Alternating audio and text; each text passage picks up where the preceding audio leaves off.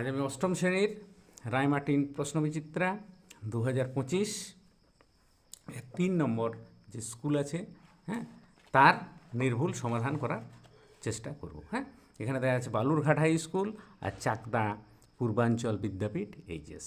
তাহলে এখানে দেয়া আছে একের দাগের নিচের প্রশ্নগুলির নির্দেশ মতো উত্তর দাও। একটি মেঝের ক্ষেত্রফল 20 বর্গমিটার, ঘরটির দৈর্ঘ্য 5 মিটার হলে ঘরটির প্রস্থ কত মিটার? তাহলে এখানে আমার করাই আছে, আমি এগুলোকে চেক করে করে যাব। তাহলে এখানে ঘরের মেঝের ক্ষেত্রফল 20 বর্গমিটার, দৈর্ঘ্য 5 মিটার, তাহলে প্রস্থ হবে 20/5। হ্যাঁ, ক্ষেত্রফল ভাজিত দৈর্ঘ্য সমান 4 মিটার। তারপরে বলা আছে 2 নম্বরে সঠিক উত্তরটি নির্বাচন করো। একটি ঘরে আয়তকার চিত্রের দৈর্ঘ্য দ্বিগুণ এবং প্রস্থ যদি অর্ধেক করা হয় তাহলে ক্ষেত্রফল দুগুণ বাড়বে, দুগুণ কমবে, একই থাকবে, না কোনোটিই নয়। তাহলে এখানে কি হবে? দৈর্ঘ্য যদি দ্বিগুণ করা হয় আর প্রস্থ অর্ধেক তাহলে ক্ষেত্রফল একই থাকবে। তারপর 3 নম্বরে 6x + 84, 6x + 84 সমান 6x সমান 84 হলে x এর মান কত?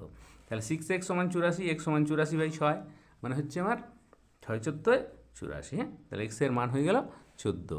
সঠিক উত্তরটি নির্বাচন করো। x + 1/x = 4 হলে x² + 1/x² এর মান 12, 14, 16, 18। তাহলে x + 1/x = 4 দেওয়া আছে, তাহলে x² + 1/x² সমান হচ্ছে x + 1/x তার whole square minus 2ab, a + b এর হোল স্কোয়ার মাইনাস 2ab। তাহলে x কেটে যায় আমার, তাহলে এটার মান 4 দেওয়া আছে, 4 বর্গ বিযুক্ত 2, তাহলে 16 বিযুক্ত 2 সমান হয়ে গেল 14। পরে আমার 5এরটা দেওয়া আছে 48 ডিগ্রি কোণের পূরক কোণের মান কত?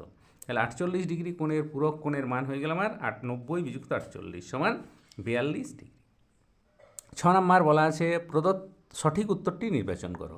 প্রদত্ত কোন কোণগুলি পূরক বা সম্পূরক নয়? কোন কোণগুলি? 45, 45 এটা তো পূরক হবে, 120 আর 30 এটা হচ্ছে 150 যোগ করলে, তাহলে এটা পূরকও হচ্ছে না, সম্পূরকও হচ্ছে না। তাহলে আমার এইটাই হয়ে যাবে উত্তর, সঠিক উত্তর 120 আর 30। তারপর দেওয়া আছে 7-এর দুটি সন্নিহিত কোণের মান 30 ডিগ্রি ও 150 ডিগ্রি। তাহলে সন্নিহিত কোণের বহিস্থ বাহুদ্বয় কীভাবে অবস্থিত হবে? তাহলে আমরা জানি 30 আর 150 যদি আমরা যোগ করি তাহলে কত হয়? 180। তাহলে এদের কী হবে? একই সরলরেখায় অবস্থিত হবে, যেহেতু দুটি কোণের সমষ্টি কত আমার 150 ডিগ্রি। রম্বসের কর্ণদ্বয় পরস্পরকে ড্যাশ করে, তাহলে রম্বসের কর্ণদ্বয় পরস্পরকে কি সমকোণে সমদ্বিখণ্ডিত করে। ব্যাস, একের দাগের আমার যে 8-1 8 ছিল সেটা আমার হয়ে গেল। এরপর আমরা করব 2-এর দাগের প্রশ্নগুলো। তাহলে 2-এর দাগে এখানে কি বলা আছে আমার? একটি বর্গাকার পার্কের বাইরে চারদিকে 3 মিটার চওড়া রাস্তা আছে, রাস্তা সমেত পার্কের পরিসীমা 484 মিটার হলে রাস্তার ক্ষেত্রফল কত? তাহলে এই অঙ্কটা আমরা করব। তাহলে রাস্তা সমেত পার্কের পরিসীমা 484, তাহলে এক বাহু কত হবে? 484/4 মানে 121 মিটার। তাহলে ক্ষেত্রফল 121-এর বর্গ মানে 14,641 বর্গমিটার। এবার রাস্তা বাদে পার্কের এক বাহু 121 বিযুক্ত 3 বিযুক্ত 3, কারণ দুই ধারে আমার 3 3 করে বাদে যাচ্ছে, তাহলে 115 মিটার। তাহলে ক্ষেত্রফল 115-এর বর্গ মানে হচ্ছে 13,225 বর্গমিটার। তাহলে রাস্তার ক্ষেত্রফল কী হবে? 14,641 বিযুক্ত 13,225 সমান 1416 বর্গমিটার। তারপর আমার 2-এর 2 দেওয়া আছে একটি ঘরের 4 দেয়ালের ক্ষেত্রফলের সূত্রটি লেখো। তাহলে একটি ঘরের 4 দেয়ালের ক্ষেত্রফল কী হয়? 2 × দৈর্ঘ্যযুক্ত প্রস্থ ইন্টু উচ্চতা বা পরিসীমা ইন্টু উচ্চতা। ব্যাস, তাহলে 2-এর দাগের হয়ে গেল 2-এর 2। এবার আমার দেওয়া আছে একটি বর্গক্ষেত্রের একটি বাহুর দৈর্ঘ্য 3m - 4। তাহলে আমার ক্ষেত্রফল কত? বর্গক্ষেত্রের পরিসীমা 4 মিটার হলে m এর মান কত? তাহলে বর্গক্ষেত্রের ক্ষেত্রফল কী হবে? বাহুর একটা বাহুর দৈর্ঘ্য তার বর্গ, 3m - 4 তার হোল স্কোয়ার। তাহলে এখানে আমার হয়ে যাবে 3m তার whole square -2 × 3m × 4 + 4 square, square - 2ab + b square. তাহলে এটা 9m স্কোয়ার, 3 2 6 4 24m + 4 বর্গ 16। তাহলে বর্গক্ষেত্রের পরিসীমা হয়ে গেল এবার আমার কি 4 × এক বাহুর দৈর্ঘ্য। তাহলে আমার এটা 8 দেয়াই আছে, তাহলে এটা 4 × 3m - 4 সমান 8। তাহলে এটা ক্যালকুলেশন করে আমরা m সমান 2 পেয়ে গেলাম। হ্যাঁ, ব্যাস, তাহলে m এর মান হয়ে গেল 2 ব্যাস 2-এর দাগের অঙ্ক আমার শেষ। এবার 3-এর দাগের অঙ্কে যাবো আমি। A by B plus B by A সমান 1 হলে এ কিউব প্লাস বি কিউবের মান কত? তাহলে এখানে আমরা এ বি লসাগু করে নেবো, এ স্কোয়ার প্লাস বি স্কোয়ার সমান 1। এখানে তাহলে এ বিটা যদি এদিকে চলে যায় তাহলে A B into 1 A B হয়ে গেল। তাহলে এ square minus A B plus B square সমান 0। তাহলে এ কিউব প্লাস বি কিউব, এই যে উৎপাদক বিশ্লেষণের সূত্র, এ plus B into A square minus A B plus B square. তাহলে এর মান তো 0 আমরা বার করেছি, তাহলে এখানে 0 এ প্লাস বি ইন্টু 0 মানে 0।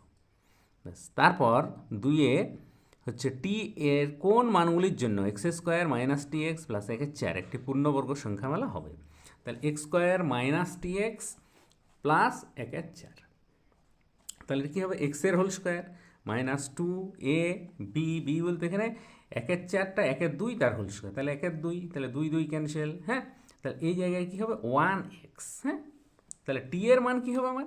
Plus minus 1। 3-এর দাগের বলা আছে x square minus 11x plus 27 কে এক্স প্লাস 6 দিয়ে ভাগফল আর ভাগশেষ নির্ণয় করো। তাহলে এক্স প্লাস 6 দিয়ে এটাকে ভাগ করা হলো। তাহলে এক্স দিয়ে এক্স স্কোয়ার প্লাস 6x, 6 5 11। হ্যাঁ, এটা তো কেটে যায় আমার। হ্যাঁ, আমার সাইন চেঞ্জ করা হলো, 27টা নেমে গেল। তাহলে 5 দিয়ে 5x প্লাস 5 6 30, তাহলে বিয়োগ করলে এটা -3 হয়। তাহলে ভাগফল এক্স প্লাস 5 ভাগশেষ -3। 3-এর দাগের অঙ্ক শেষ আমার। হ্যাঁ, মানে আমার 8 আর 4 12 আর 4 16 নম্বরের অঙ্ক শেষ। এরপর আমরা 4-এর দাগের অঙ্কে যাব। হ্যাঁ, তাহলে 4-এর দাগের অঙ্কে উৎপাদকে বিশ্লেষণ করো। হ্যাঁ, তাহলে উৎপাদকে কিছুই না, এটা উৎপাদক আমার করা আছে 8 মানে 2-এর কিউব, এটা মাইনাস কমন নেওয়া আছে, তাহলে এইটা এ মাইনাস বি এর হোল কিউব। হ্যাঁ, তাহলে এ cube minus B cube, A minus B A square plus A B plus B square. ব্যাস সেটাকে ক্যালকুলেশন করে দাঁড়িয়েছে আমার। হ্যাঁ, আর একটা আছে আমার উৎপাদক 5x³ প্লাস 625। তাহলে এখানে কী করা হবে? 5 কমন নিতে হবে। হ্যাঁ, তাহলে x³ এটা 125, তাহলে এটা এক্সের হোল কিউব 125 মানে 5-এর কিউব, তাহলে এ cube plus B cube, A plus B A square minus A B plus B square, 5টা আগে থাকলো আমার। হ্যাঁ, ব্যাস তারপরে আরেকটা উৎপাদক আছে আমার x⁻12 মাইনাস y⁻12। হ্যাঁ, এইটা তাহলে আমার যে 4-এর 3-এর দাগের অঙ্কটা, প্রথমে আমরা বর্গতে ভেঙে নেব। হ্যাঁ, তারপর এ plus B A minus B, একবার যোগ একবার বিয়োগ, তারপর প্রথমটাকে কিউবে ভাঙবো, তারপর একটাকে স্কোয়ারে ভাঙবো। হ্যাঁ, ব্যাস এই হচ্ছে নিয়ম। তাহলে কিউবের সূত্র এইটা চলে এলো, আর এটা স্কোয়ার মানে এ plus B A minus B, এটা আবার ভাঙবে। হ্যাঁ, এ কিউব প্লাস বি কিউবের সূত্র এটা, এটা এ কিউব মাইনাস বি কিউবের সূত্র। হ্যাঁ, কষা আছে। হ্যাঁ, ব্যাস তারপর সরল করো। হ্যাঁ, এটা সরল দেওয়া আছে এইটা। তাহলে এটা গুণ করে নেবো আমরা। হ্যাঁ, তাহলে গুণ করলে কী হবে? সব কেটে 0।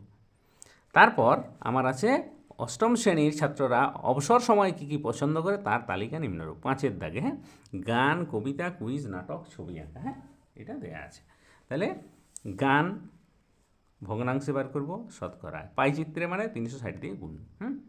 কবিতার একইভাবে ভগ্নাংশ শতকরা বাইচিত্র, কুইজেরও ভগ্নাংশ শতকরা বাইচিত্র। নাটক ভগ্নাংশ শতকরা বাইচিত্র, ছবি আঁকার ভগ্নাংশ শতকরা বাইচিত্র। হ্যাঁ, কিছুই না এটা। হ্যাঁ, বাইচিত্র মানে 360 দিয়ে গুণ, ভগ্নাংশ মানে যেটা দেয়া আছে বাই মোট, আর শতকরা মানে তাকে 100 দিয়ে গুণ করা। হ্যাঁ, আর কিছুই না। এবারে একটা বাইচিত্রের আমার ছবি এঁকে দিতে হবে। হ্যাঁ, ঠিক আছে, তাহলে এটা হচ্ছে আমার সেই ছবি। ব্যাস এই ছবিটা এঁকে দিতে হবে। হ্যাঁ, ব্যাস হয়ে গেল। আচ্ছা, পরে আরেকটা দেওয়া আছে তোমাদের পাড়ার গ্রন্থাগারের। হ্যাঁ, এই আরেকটা, এটা তোমরা নিজে চেষ্টা করবে। তারপর একটা রম্বস বেস আঁকো যার বিএস দেওয়া আছে 60 ডিগ্রি। হ্যাঁ, বিইএস এটা 60 ডিগ্রি, আর ইএস সমান 6 সেমি। ইএস মানে 6 সেমি, মানে সবগুলোই 6, তাহলে 6 6 নিয়ে নিতে হবে। আর এটা আমার 60 ডিগ্রি। হ্যাঁ, তাহলে এইভাবে এই অঙ্কগুলো আমরা প্র্যাকটিস করব। হ্যাঁ, বারবার প্র্যাকটিস করবে, তাহলেই আমার এটা হয়ে যাবে। হ্যাঁ, আর এইখানে একটু লিখে দিতে হবে যে আমি একটি রম্বস বিএসটি অঙ্কন করেছি, বিএস 60 ডিগ্রি, ইএস সমান 6 সেমি। ব্যাস, তাহলে বারবার অঙ্কগুলো প্র্যাকটিস করবে। ব্যাস আমরা পরের দিন পরের দাগের অঙ্কগুলো করে নেব। হ্যাঁ।